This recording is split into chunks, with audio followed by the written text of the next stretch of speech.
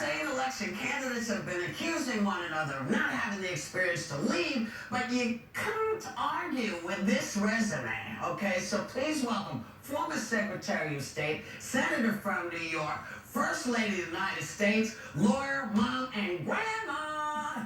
We're thrilled to welcome Hillary Clinton.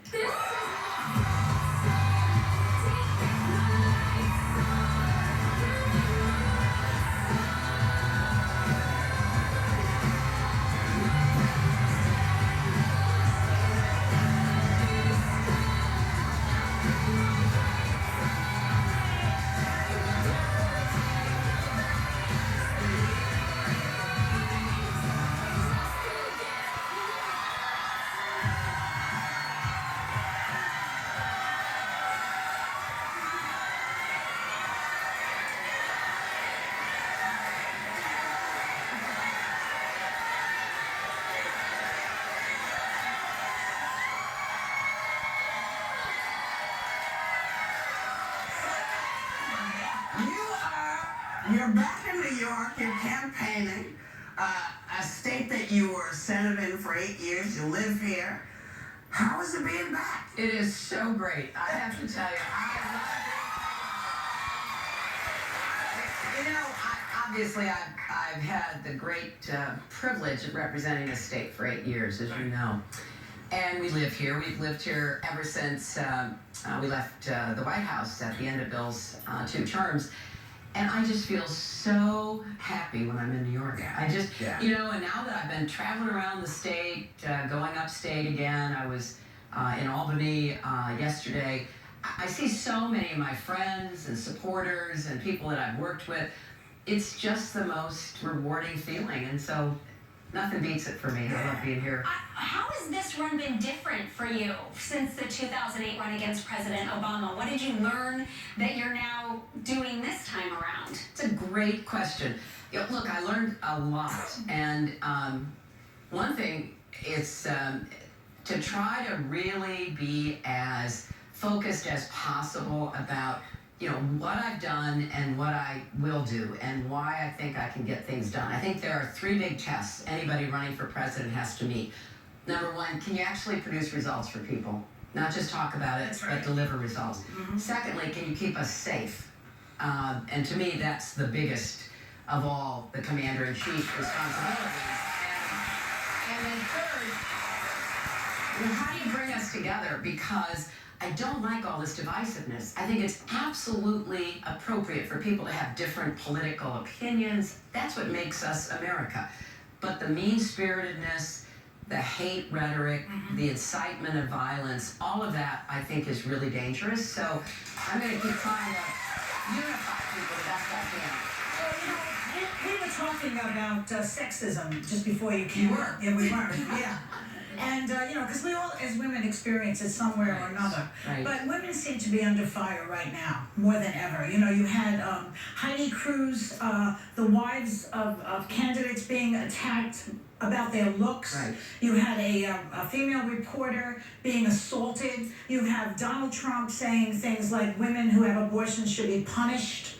I mean, it's frightening. Right. It's frightening. What do you think will happen to women if a Republican gets in there, if Trump wins, God forbid?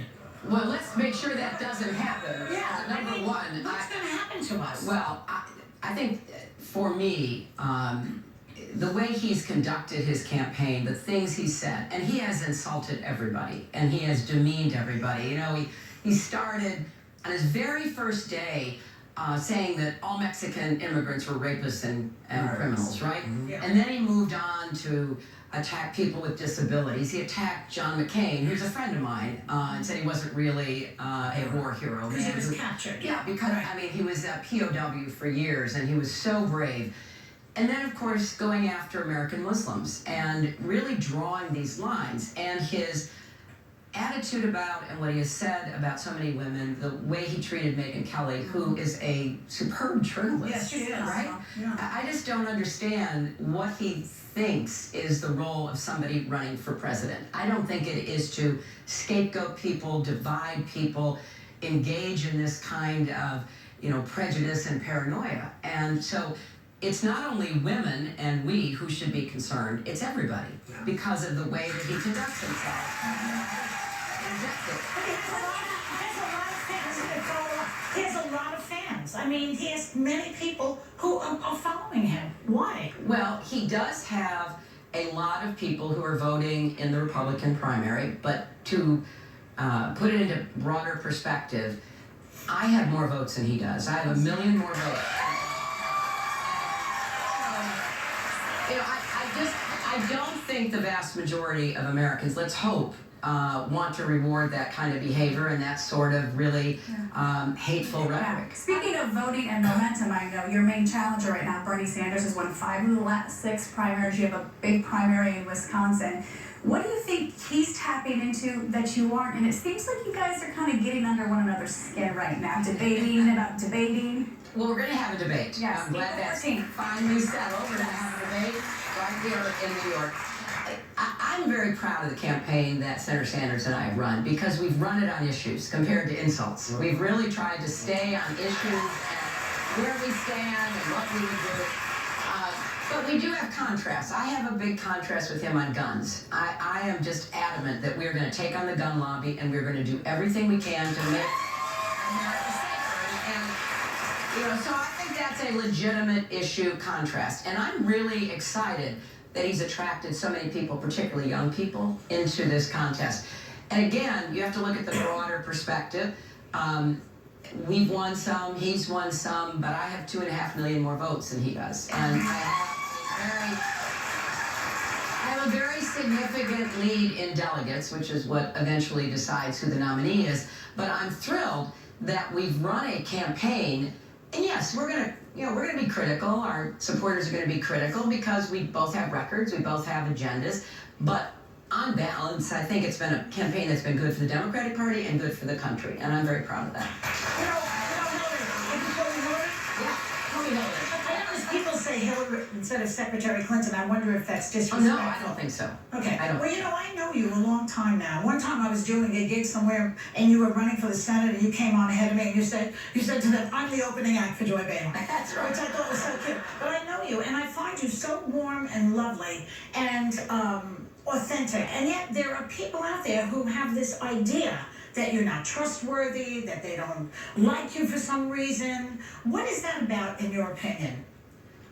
Joy, obviously I've thought a lot about it because I don't like to hear it, so Yeah. I need to figure out what's behind it. And, I think some of it is that, I am perhaps a more serious person, a more reserved person than is kind of in the public arena these days. And so I think there's a bit of a disconnect between the kind of way I conduct myself, that way I was raised, frankly, to conduct myself, and kind of what goes on in the world today. So I think people then say, well, she's serious, she's reserved. Can I really like her? Well, what is inauthentic? What's inauthentic mean? I don't understand that. I don't understand that because I've been pretty much the same person my entire life, for Right. better or worse, right? And Yeah. I have a lot of wonderful. I have a lot of wonderful friends, and when I started running here in New York back in '99, people said exactly the same thing. And my attitude is, if you're going to be in public life, you have to have a thick skin. So I have developed a thick skin, and anybody who's interested, I have great creams for it. It does get really. So, time to time. But then, so I ran and I talked about what I wanted to do here. And to me, that's what you're supposed to be making your mind up about when you have somebody asking for your vote, asking you to hire them for a job. So I won, and then I served this wonderful state for 6 years, and then I won by an even bigger percentage. Then I ran a tough campaign against then Senator Obama. He won, I lost, and then he turned around. He trusted me enough to ask me to be his secretary. We're going to talk more about that when we come back. We'll be right back with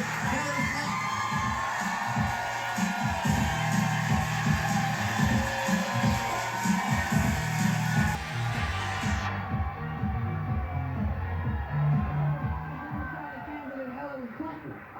And Secretary, I want to ask you about some comments that you made over the weekend on Meet the Press regarding abortion. You said, quote, "The unborn person doesn't have constitutional rights. And my question is, at what point does someone have constitutional rights? And are you saying that a child on its due date, just hours before delivery, still has no constitutional rights? Under our law, that is the case, Paulette.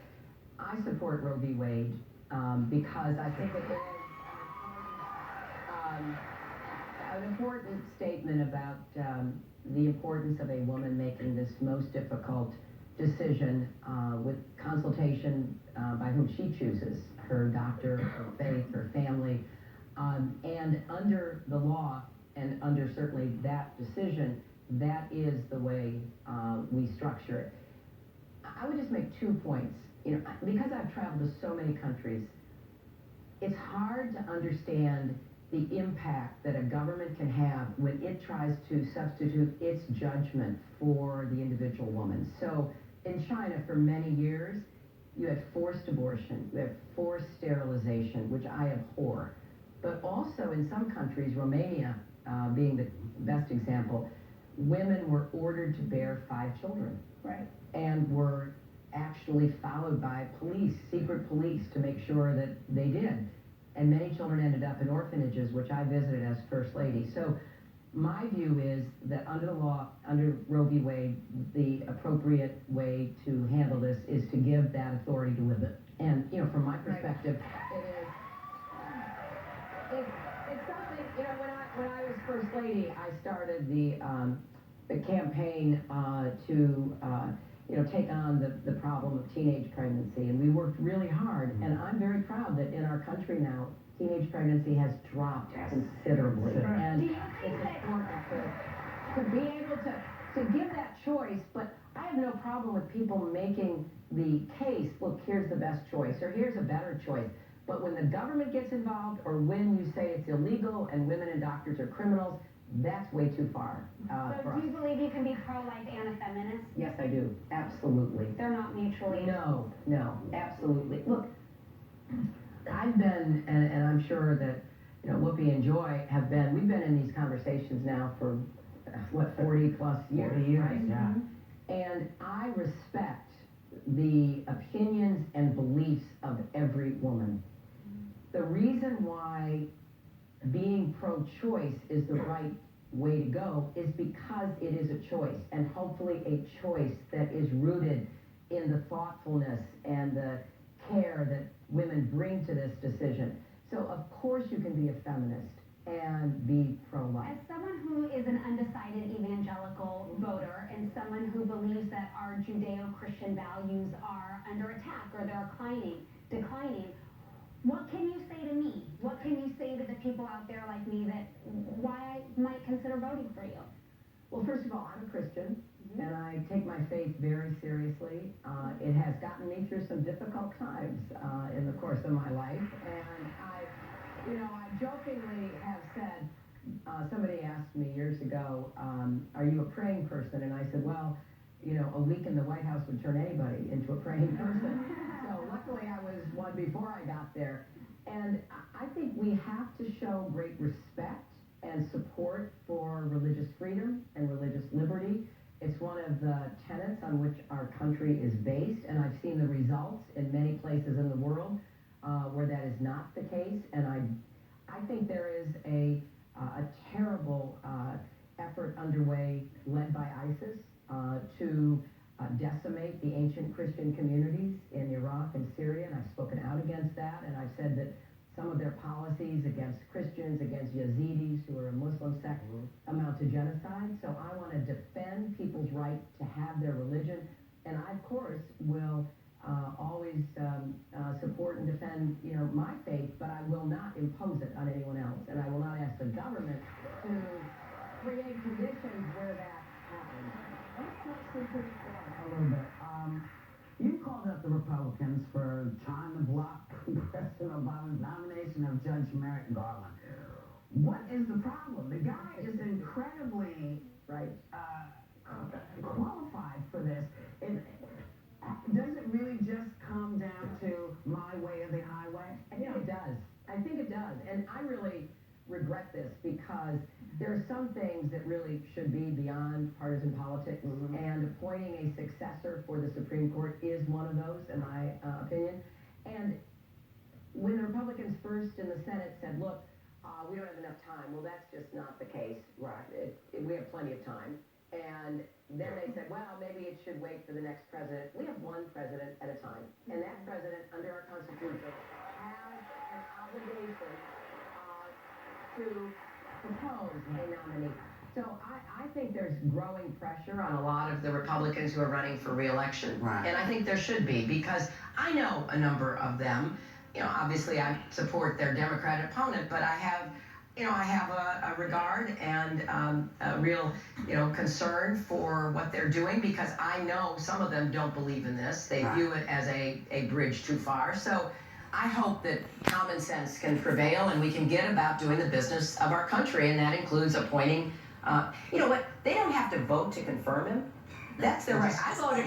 You hold the vote. Go through the process, have the hearings, be fair. If you still decide for whatever reason, but have a reason, you can make that decision. But at least show respect for the Constitution. Let me ask you real quick. I know about the email scandal.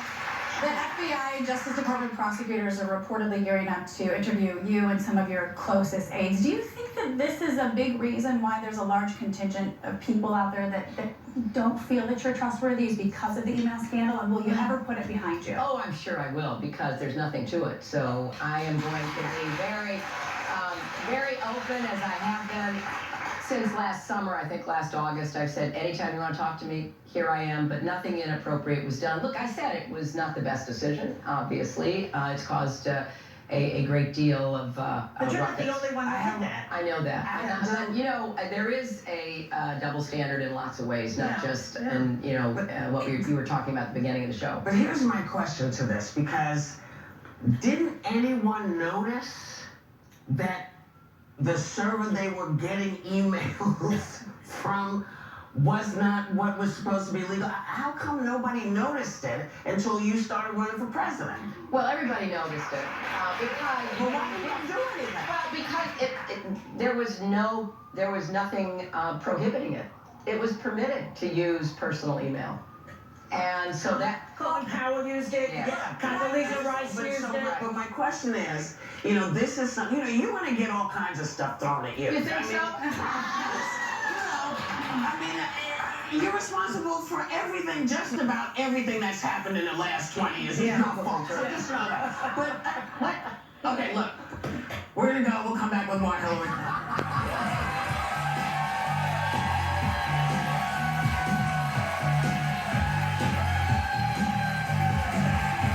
All kinds of stuff at you. They're going to call you all kinds of names. But one of the names that I know that doesn't bother you is Grandma. Oh, it's a best name. It's a great name, isn't it? It's a great name. It's a great name. Yes. So people say, well, you can't have a grandma. Well, we've had grandfathers in the White House many times, so that doesn't apply. Yeah. But what about being a grandma? I'll tell you what, it is the most amazing experience for all of you who have had this opportunity. It is so great. And all my friends who got there before I did told me, you're not going to believe what it's like. And I said, oh, that's nice, yeah. I was happy for them. And then it happens to you. Yeah. It is like falling in love all over again. It is the best experience. And of course, when you have the most amazing, extraordinary 18-month-old granddaughter. Brilliant. That brilliant, beyond words, everything like that. And you have another one on the way as well, but I understand that you've basically arranged your entire campaign schedule around babysitting for baby Charlotte right now. For seeing Charlotte. Yeah. That's exactly right, Paula. I mean, I get sort of separation anxiety if I don't get to see her. Now, FaceTime was invented for grandkids. Yes. So, and that has been such a gift, because I can be anywhere and, FaceTime her, see her eating her lunch or, racing around. So I try to stay in touch, and it's so exciting because she calls me Grandma, and she just, I don't know how she got that. She calls me Grandma, she calls Bill Pop, and so if one of us is on FaceTime, is that right? Well, that's what Chelsea called my father. So if one of us is on FaceTime, and she'll go, Grandma, and then she'll go, Pop, or if he's on FaceTime, she'll go, Pop, Grandma. She sees us coming as a match set, right? Yes. So Speaking of match sets, we have a little gift for both the big grandbaby. adorable. Oh my God. That is so adorable. Yeah, so it's the best. You know, it's better than anything. And you don't mind changing a diaper, you or Bill? I haven't had to change too many of them. Okay. Yeah, but I don't mind. I don't mind that, and giving her a bath, all those things that are part of taking care of somebody you love is just for me the best experience ever. So when you win, Okay.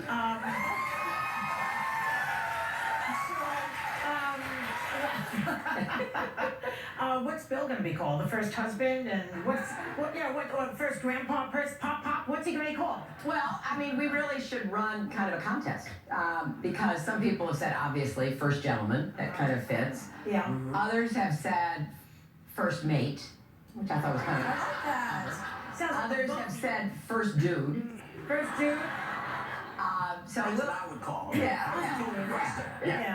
And how much influence do you think he'll have in the administration? I hope he'll have a lot of involvement in starting the economy to really take off. I don't think President Obama gets the credit he deserves for rescuing us from a terrible economic crisis.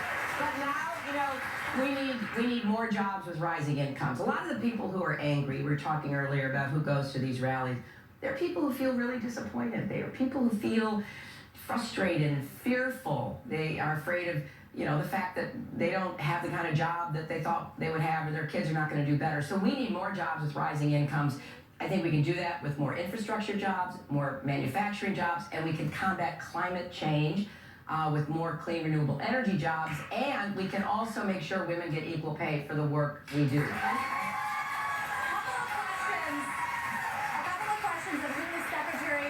The campaign trail. Are you ready? Yes. Okay, what's your favorite binge watch? Okay, I really love the following, besides The View, of course. I love Madam Secretary. I love The Good Wife. I like NCIS, all varieties. I thought we were just going to get one. I like Wow. Castle. And I have not yet seen the last season for Downton Abbey. Downton Abbey was good. Okay. Look, Scandal, Grey's Anatomy. I have a big repertoire of what I like.